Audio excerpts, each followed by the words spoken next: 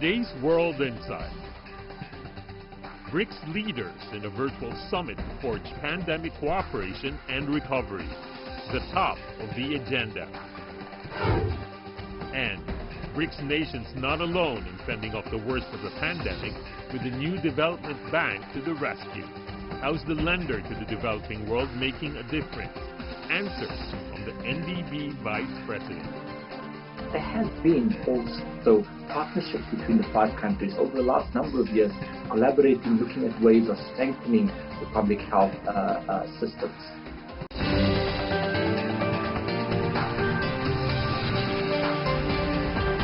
Here is our host, Tian Wei.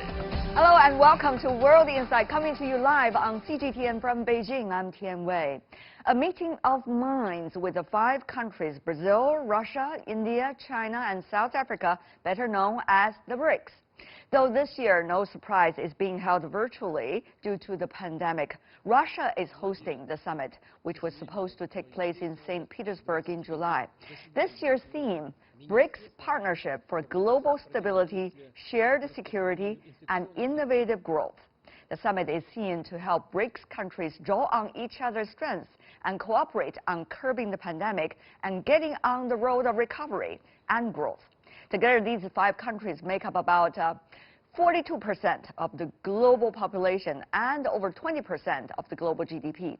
Chinese President Xi Jinping is one of the leaders who delivered a video address. The global public health system is facing a severe test. Human society is going through the most serious pandemic in the past century. We will actively consider providing vaccines to BRICS countries where there is a need. To support the development of the BRICS Vaccine R&D Center, China has designated its own national center. I propose that we convene a BRICS symposium on traditional medicine to explore its role in coronavirus prevention and treatment.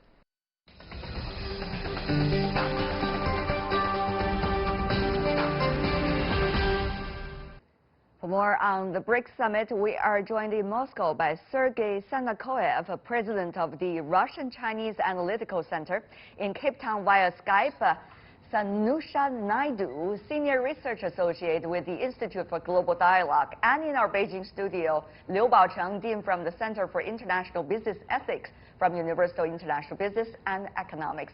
Ladies and gentlemen, welcome to the program. This is a big day for the BRICS countries. One of the very few occasions when world leaders actually could meet and discuss some of the important issues.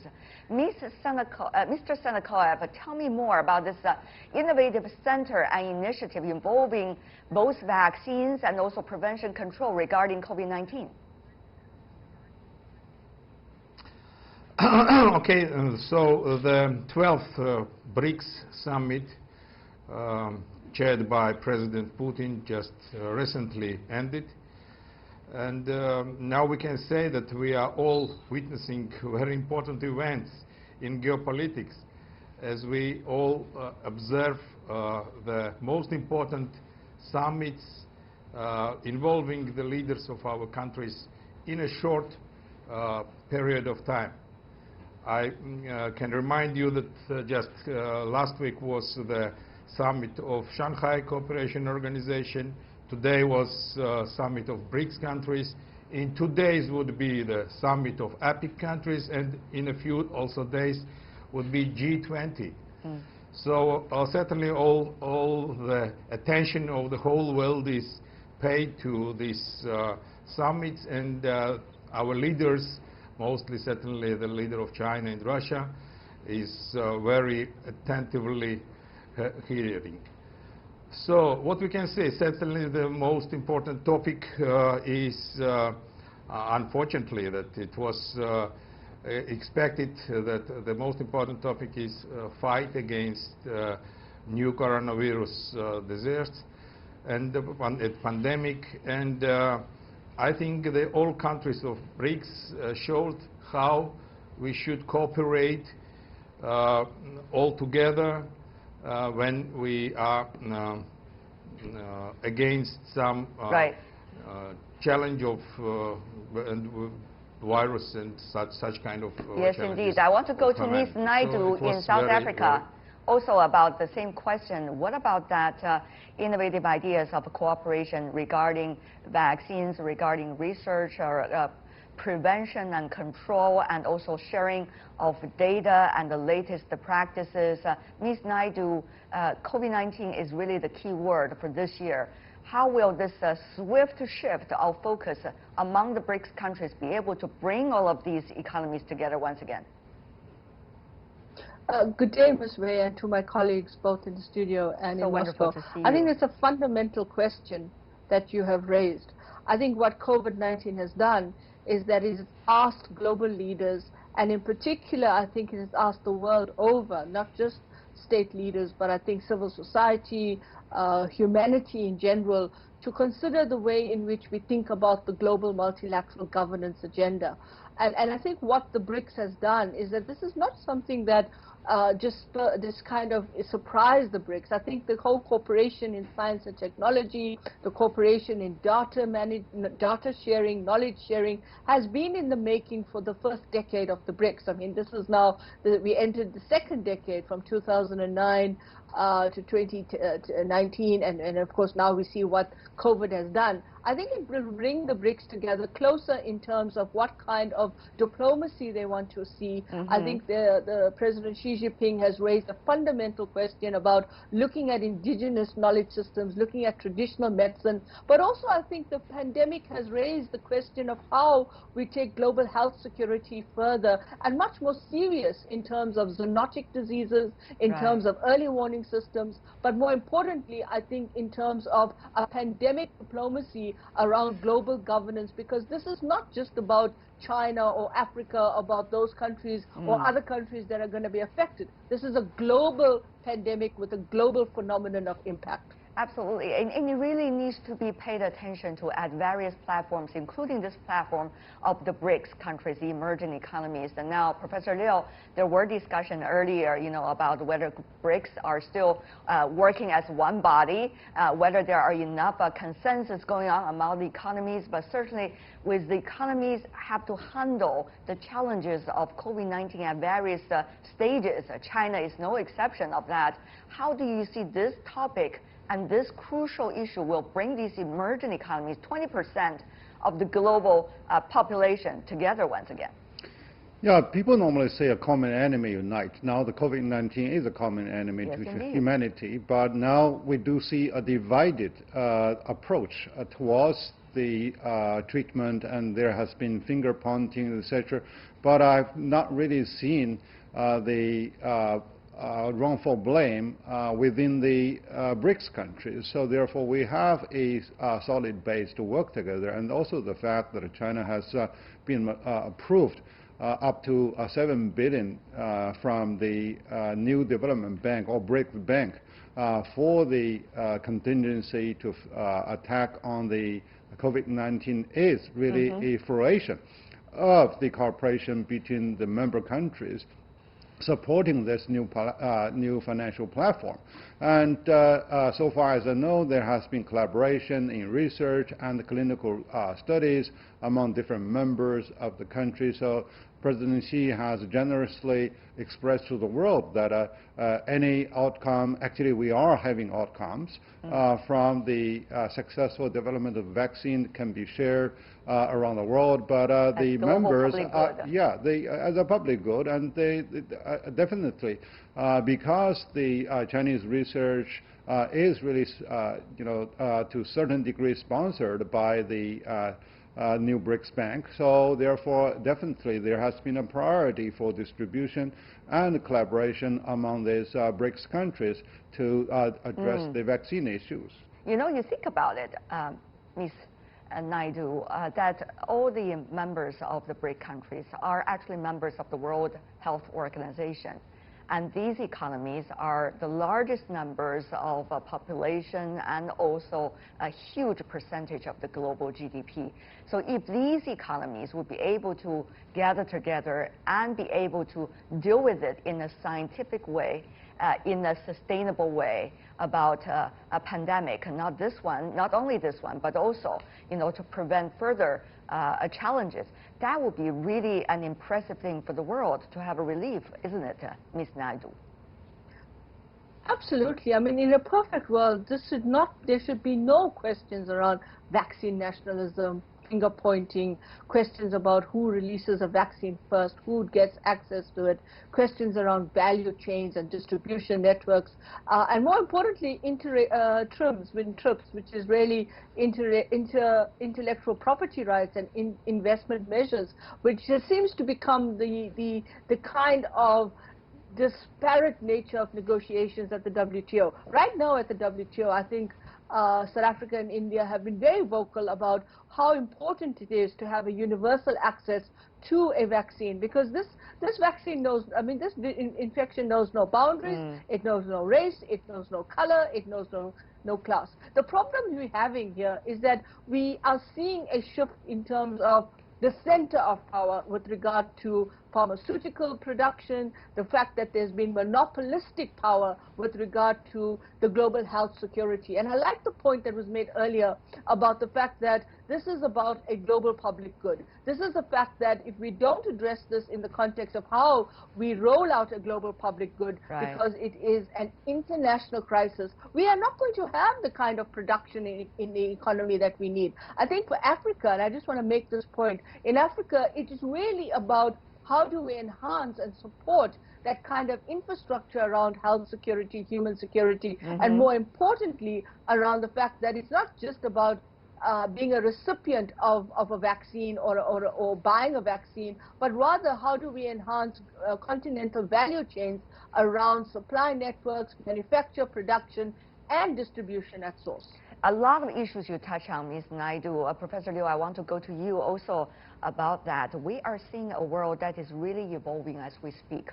A lot of moving factors, and this moving factors ranging from international governance to geopolitics to scientific development to the lack of regulations and structures for the latest challenges we have. COVID-19 is one of them, really putting a lot of pressure and dampening effect on what we are experiencing right now. So will the BRICS countries, mainly emerging economies, be able to come up with some innovative ideas and test among themselves, and so that they could use it as a case study for the rest of the world when the rest of the world is trying to figure out some appropriate policy? That is the significance of BRICS, I guess, in this regard. Yeah, you touched on a very fundamental aspect of human collaboration and human competition, because right now, with the new technology on the horizon and with the landscape is changing very rapidly between countries over geopolitics, so it is really a critical time to test the will and the wisdom of those political leaders, whether they can really build a consensus over the universal value, and then whether they can come up with concrete plans instead of only talking about principles and orthodox ideas. So I think I really congratulate the BRICS Summit by producing the solid BRICS Bank. Concrete results. Yeah, very concrete results, and very effective in supporting many of those projects successfully for sustainable development. We don't need too much politics. I mean, politics is already having such a huge burden on all of us. Mr. Senakoev, for example, elections in certain countries are already having a huge impact on the rest of the world, and that politics still continue. Putting that aside, how will the BRICS countries handle the uncertainties of geopolitics at this moment, and also be able to concentrate really, as the leader said today, pledged today, on the recovery of the economy, which will have a huge impact on everybody's life, especially in an emerging economy that as we are talking about? I think we are showing the good way of cooperation. You have just mentioned that we are like a single body, like a common body. And it's very important because right now, as I have already told, we are in the time of preparation to G20. And our opinion is the same in a very, very big topics, a lot of topics which are important in agenda today. One of these is certainly what is happening all over the world in elections and how the world is going to go to the future. And I think we show the difference between what is the way of Western scenario of globalization today and what we are thinking, the BRICS countries, about our future, that we think about multilateralism and multipolar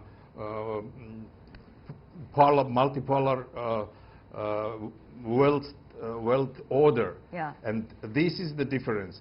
And we think that we show how we can all together, humanity can cooperate together.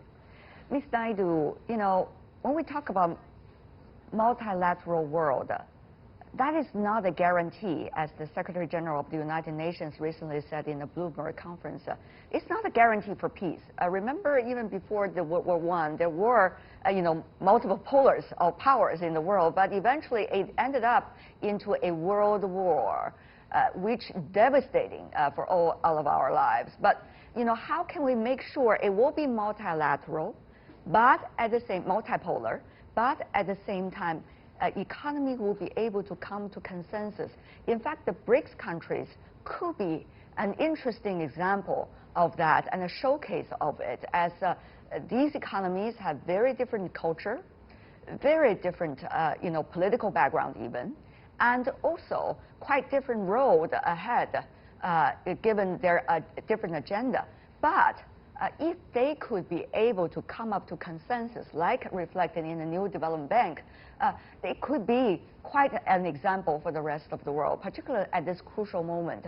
Ms. Naidu, do you think, though, the question really is, that the BRICS country will be able to brave the storm, as they say? Ms. Naidu. I think you've touched on a critical point, and that is the ability to be diverse but also have consensus. And what I find interesting right now, if the BRICS wants to go forward and are going forward with the kind of maturity and the kind of level of engagement they're showing around pandemic diplomacy, early warning systems, is that you can have a mini multilateral within the BRICS that shows how consensus and agreement on particular issues which are critical. It's not just about the fact that you want to create alternate institutions. The fact of the matter is the entire multilateral system, as you rightly pointed out, is in a state of crisis, but more importantly, it is in a state of conflictual analysis, in conflictual identity. So the idea of a peaceful coexistence doesn't exist within this multilateral right now, because everybody is scrambling to say, well, the center of power, or the way in which the power dynamics have evolved, is that there are multiple centers of power.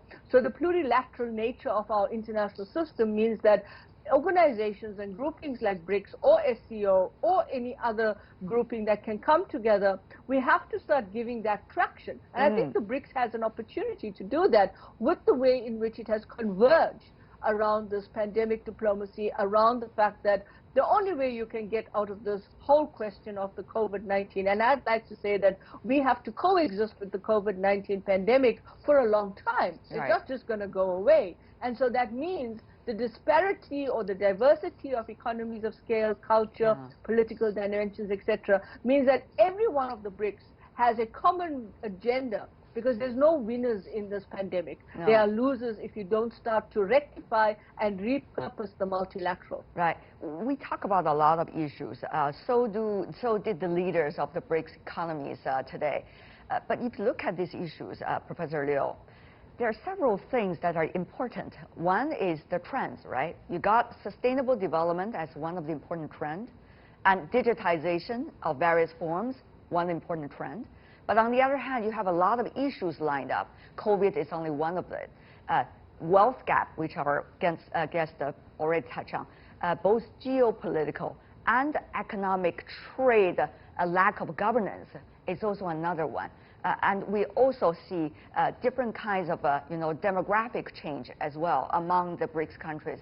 So Professor Liu, when you look at the agenda of Leader today, and you look at all the challenges that the BRICS countries have as a whole together with the rest of the world, how to prioritize at this moment, I guess it also needs a real cool mind leadership. Yes. Well, if you talk about all the grand goals, the security, prosperity, good health, etc., everyone will have to agree. But the issue is that we have so many global platforms, and leaders are very busy with, running around different platforms, as my colleagues has mentioned.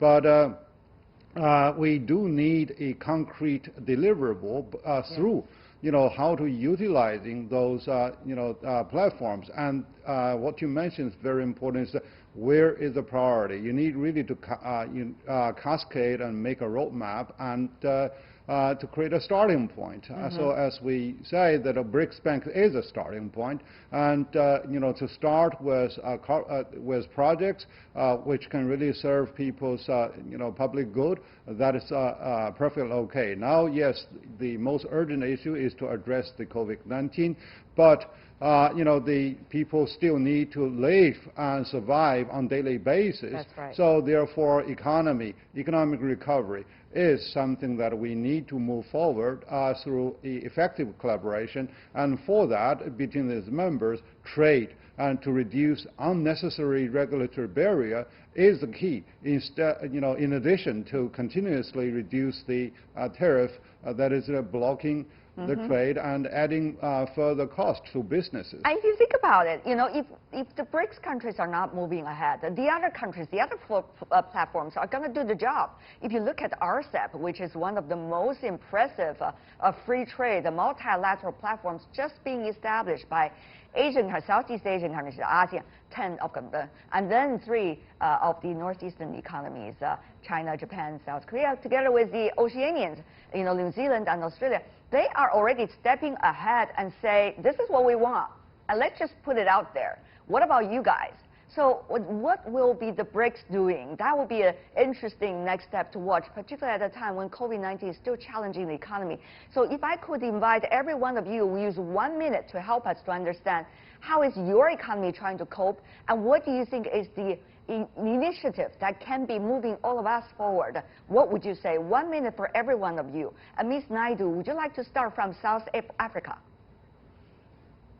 No, I think it's absolutely necessary that we cannot afford to remain isolated from what just happened, and it's a momentous formalization of a multilateral trading space in Asia. I think the most important thing for us in South Africa is to be able to understand that the economy, or the economic of the science, is also important in terms of the science of the economy. Because I think the problem here is that we've got to understand that we have to manage the economy, and people have to live, but in a manner that we are able to also understand how do we actually redefine our behavior under, whether it's a pandemic, whether it's early warning systems, because every time we shuffle, the infection shuffles with us. So I think what is important here is to understand where the pulse points lie for opportunities through these regional multilateral agreements. And I think the RCEP is a fantastic engagement around having that kind of relationship with value chains and production.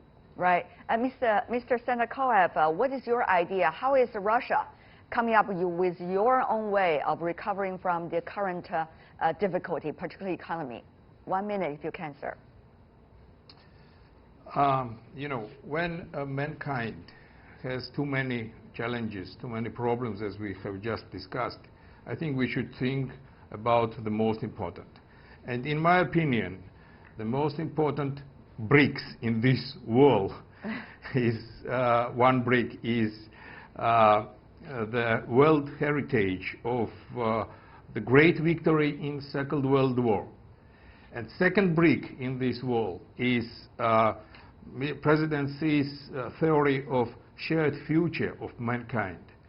And on the base of these two BRICS, we can construct a new order, economical order, certainly multipolar order, and without monopoly of US dollars as a currency of payment, what we are doing when we are talking about the payments in national currencies between BRICS countries. So all these things will make a good world and a more secure world. Great This, point. I think, is most important. Great point there. And Professor Liu? I think for China, the first priority is really to safeguard the initial triumph against the COVID-19, because without the concern for safety, so we cannot really move forward. And now we do notice there are sporadic, breaks out of those viruses. And on the other is that we do need to keep the jobs and to do better homework at home, in the country. But in the meantime, we do wish that China can play a more proactive role in having a major breakthrough for the BRICS countries by setting up more of a rule-based international trade and intra-investment, so that we can really reduce the unnecessary barriers that block the cost-effective collaboration between these countries and their communities. You know, ladies and gentlemen, some of the work have been delayed for too long due to the pandemic and due to geopolitics in certain corners of the world. It is really time for all of us to roll up our sleeves and really do something about it. Thank you, the three of you, for joining us, and all the best luck to you and your beloved ones in the BRICS countries. I want to do that to you as well, Mr. Sendakoev. Thank you. Sergei Sendakoev from Russia, Thank you. Sanusha Naidu from South Africa, and Liu Baocheng from China. Thank you. And you're watching World Insight with me, Tian Wei. Still to come on our program. BRICS nations are not alone in fending off the worst of the pandemic, with the new development bank to the rescue. How is the lender of the developing world, the emerging economy, making a difference? Answers from the new development bank vice president. Stay tuned. Collaborating, looking at ways of strengthening.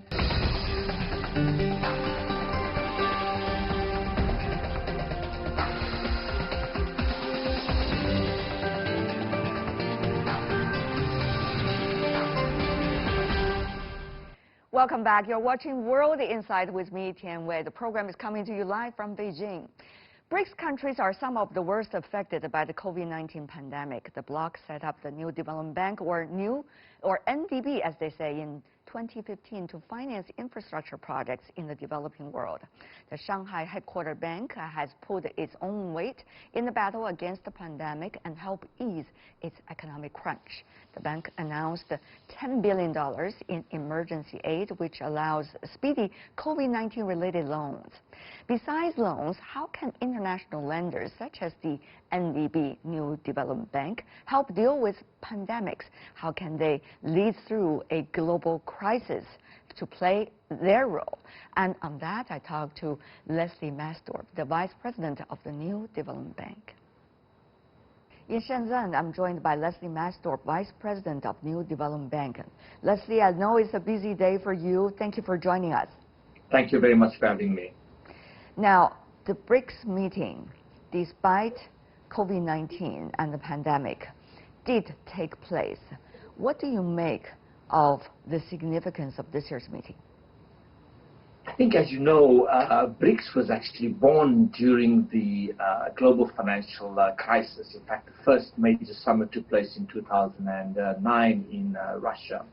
I think this year probably the meeting characterizes that same sentiment. We are in a very deep global economic crisis, a very challenging external environment, very much like when BRICS was born. So in that sense, it's kind of a little bit deja vu.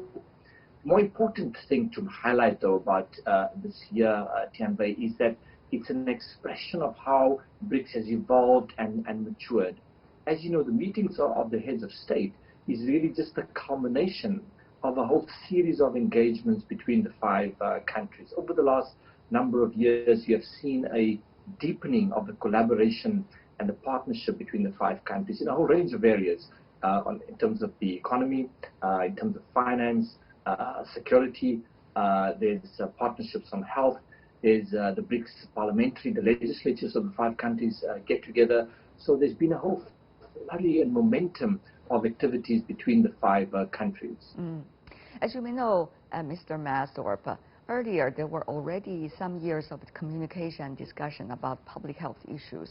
Now, many wonder how better the BRICS countries will be able to have that kind of discussion going on from now on, and also using the momentum of fighting the pandemic together to establish a real platform for future collaboration. I mean, as you know, BRICS countries have been disproportionately affected by COVID-19. The pandemic started out here in China and then rapidly grew and expanded, especially in countries like India, Brazil, South Africa, as well as Russia, actually. So these countries have each been dealing with this major domestic challenge on the public health front. But there has been also partnerships between the five countries over the last number of years, collaborating, looking at ways of strengthening the public health systems. And I'm sure that when the health ministers met, that they would also have expressed views about how best to learn from each other, because the countries have had very different experiences, as you know. Here in China, as you very well know, China has pretty much managed to contain the spread of the pandemic, and in many senses, China is pandemic-free right now. So there's a lot of lessons that can be shared amongst the countries. Mr. Masdorp, you and I over the years have been talking about what is on the agenda of the New Development Bank, and we see promises being made, implementations of those promises being done over the years. Now, once again, there is an issue with the world suffering from COVID-19. Economies are looking for new ways to recover.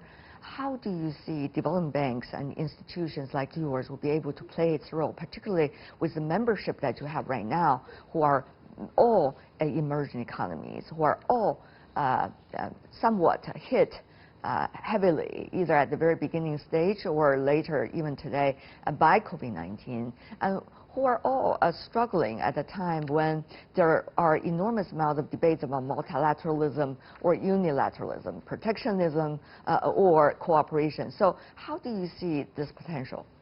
Thanks very much. As you know, during crises of this kind, whether it's 2008, you could go back and a number of crises, you will see the important role that multilateral development banks play. And COVID-19 is no different. When the pandemic broke out in January, February, all the multilateral banks, the heads of the multilateral banks convened, and very soon thereafter, the New Development Bank put together a emergency package, a COVID-19 emergency assistance program of $10 billion. So the bank stepped forward, like our peers, to respond to the needs of our member countries.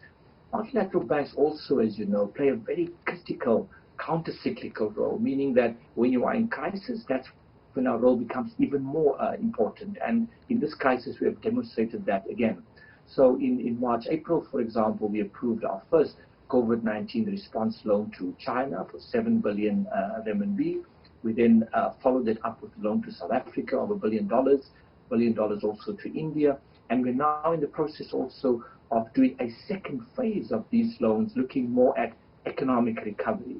So we are now very much focused on assisting our governments to design programs, to design economic interventions, to stimulate economic growth again and to reverse economic decline. And these programs are very much focused on preserving jobs, because that has been probably the single biggest impact of this crisis. It's been the destruction of especially small, medium and micro enterprises, where most of the jobs are being created. So in short, I would say the bank really played the role for what it was set up when the founders created it in 2015.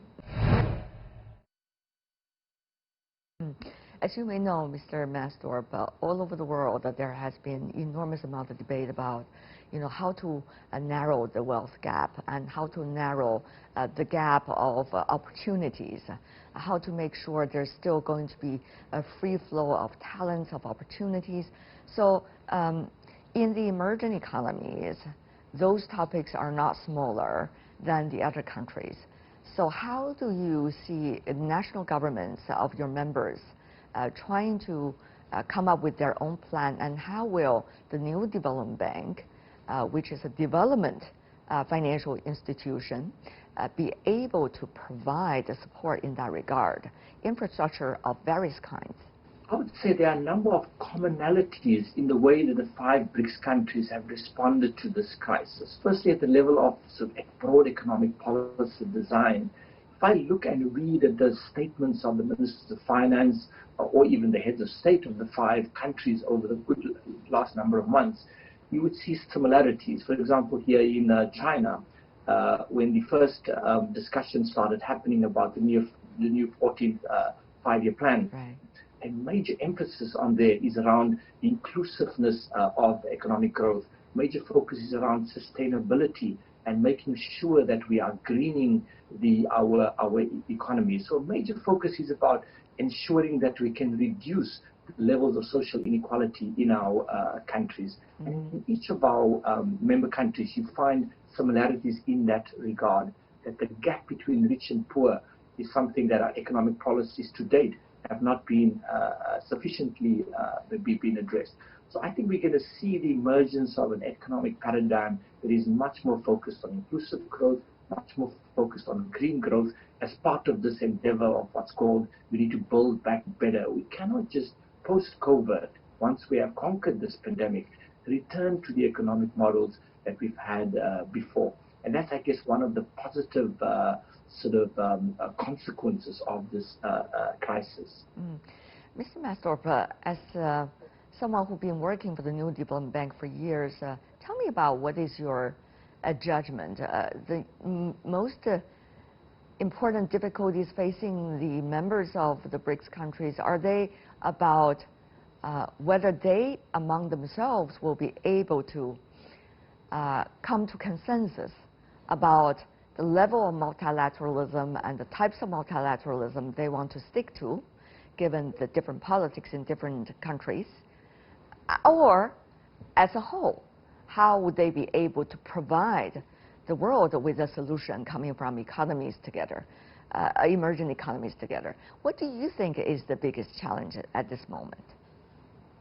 I think all of our member countries have full agreement on one issue, which is the important role that infrastructure and investment in infrastructure will play and can play in economic development and creating greater economic prosperity. So the building of hardcore economic infrastructure, which is the building of roads and bridges and ports and power, etc., has been central to that agenda. What COVID-19 has done is also just emphasize the importance of public health as probably the central anchor of that, what I would call social infrastructure. Education and health are 2 areas of major focus for multilateral development banks. So this period has again deepened our belief in multilateralism. It has just reinforced the idea that problems of this nature, like COVID-19, like global pandemics, we cannot solve by ourselves in each of our member countries.